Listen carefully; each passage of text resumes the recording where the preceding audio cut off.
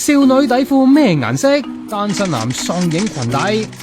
大家先估下呢啲字有咩含義？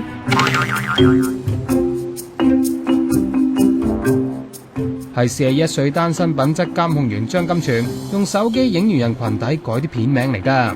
所謂上得山多終遇虎，舊年11月佢喺希慎廣場出檔嗰陣就衰咗啦。當日26歲嘅短裙女同朋友行街，與此同時又有2個警員巡邏。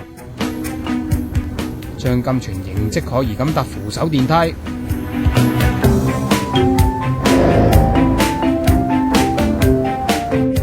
之後仲揾到另外9條佢返工放工影嘅裙底片啊！